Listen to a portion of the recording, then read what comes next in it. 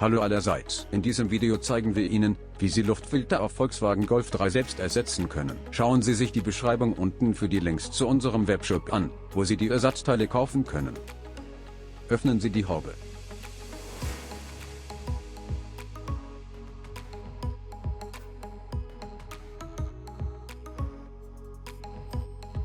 Verwenden Sie einen Kreuzschraubenzieher. Lösen und entfernen Sie die Luftfilterabdeckung.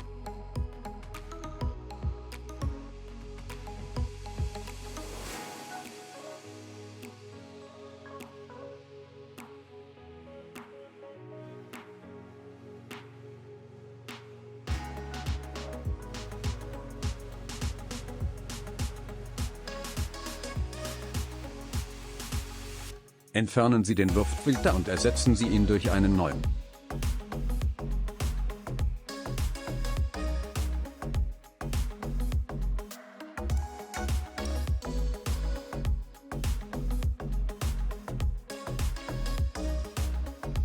Setzen Sie die Luftfilterabdeckung ein. Befestigen Sie diese. Verwenden Sie einen Kreuzschraubenzieher.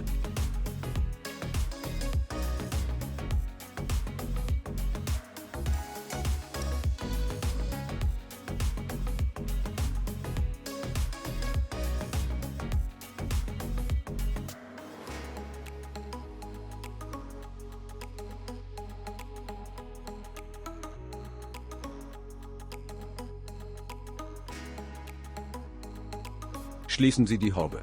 Danke, dass Sie unser Tutorial angesehen haben. Abonnieren Sie den Autodoc-Kanal und verpassen Sie keine neuen Videos. Einen schönen Tag noch.